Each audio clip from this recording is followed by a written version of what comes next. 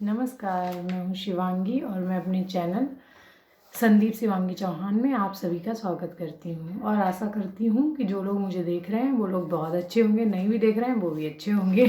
तो आज मैं आप लोगों को बताने वाली हूँ कि समूह में अध्यक्ष और सचिव कोषाध्यक्ष के क्या कार्य हैं। लोग अक्सर ये बात पूछते रहते हैं कि ये पद इन्हें क्यों मिला है और यही क्यों अध्यक्ष बन सकते हैं। तो इसलिए मैं आप लोगों को बताना चाहती हूँ इनके कार्य क्या हैं और ये क्यों बने हैं। ठीक है, तो दीदी पहली बात तो ये है, जो भी अध्यक्ष और सचिव कोषाध्यक्ष हैं उन्हें पढ़ा लिखा होना बहुत इम्पोर्टेंट है। ठीक है, अगर वो पढ़े नहीं होंगे तो अब आपकी जैसे कि कोई अध्यक्ष हैं जो पढ़ी लिखी नहीं है तो वो अध्यक्षता क्या करेंगी आपके समूह पे, यानी वो कार्यभार कैसे संभालेंगी। तो आज मैं अध्यक्ष के कार्य बताने वाली हूँ, उनके क्या कार्य हैं। तो उनका कार्य है कि बैठक जब हो रही है तो कुछ लोग नहीं आए हैं तो उनको बुलाइए, ये उनका पहला कार्य है। दूसरा कार्य जो उनका है, यानी दूसरा कार्य मतलब यानी उनके जो दूसरा नहीं, जैसे यानी उसी रूटीन में ही काम चलते रहते हैं उसी तरीके से। तो उनका पहला कार्य मैंने आपको बता दिया और उनका दूसरा कार्य ये है कि सभी लोगों को एक ही दृष्टि से देखना। मतलब अध्यक्ष को ऐसा नहीं करना है कि ऐसे कोई अध्यक्ष है उसकी जैसे दो देवरानी जेठानी एक ही घर से जुड़ गई, ठीक है, तो वो यानी अपनी जेठानी के साथ बहुत अच्छा यानी व्यवहार कर रही हैं और उन्हें यानी हर चीज़ का लाभ दिला रही हैं। तो ऐसा नहीं है, अगर आप अध्यक्ष हैं तो आपके लिए सभी एक समान हैं और आपको उनके प्रति एक ही जैसा दृष्टिकोण रखना है। ठीक है, और उनका ये कार्य है कि अगर कोई प्रस्ताव लेकर के आया है, अध्यक्ष का जो कार्य है कि अगर कोई प्रस्ताव लेकर आया है और वो अपना जैसे कि उन्होंने कहा कि दीदी हमें 50,000 रुपये चाहिए, तो अध्यक्ष का कार्य है कि उस प्रस्ताव पे सभी लोगों से यानी बातचीत करें और सबको सहमत करें कि इन दीदी को पैसे की ज़रूरत है और इनको पैसा दिया जाना चाहिए। ये भी अध्यक्ष का ही कार्य है दीदी।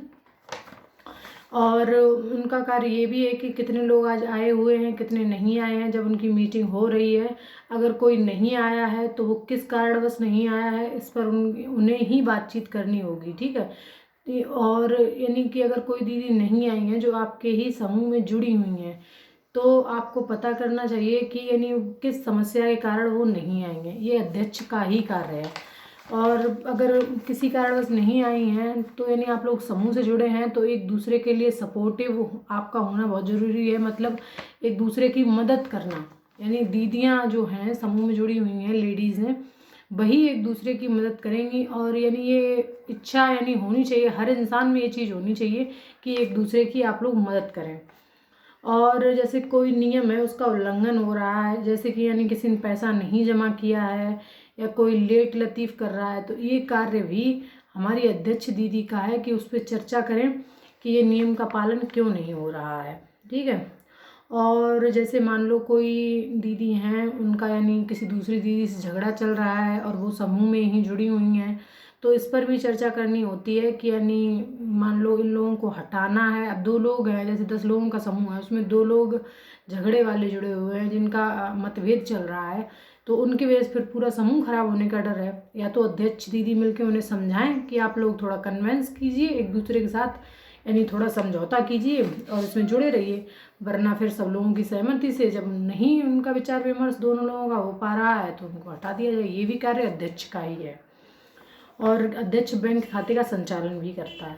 तो ये अध्यक्ष के कार्य थे जो मैंने आपको बताए दीदी। अब मैं बताती हूँ आपको सचिव के कार्य कि सचिव के क्या कार्य हैं।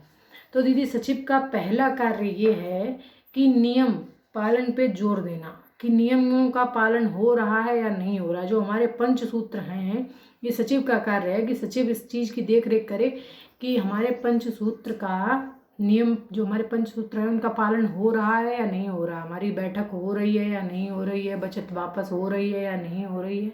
तो ये हमारे सचिव के कार्य हैं दीदी।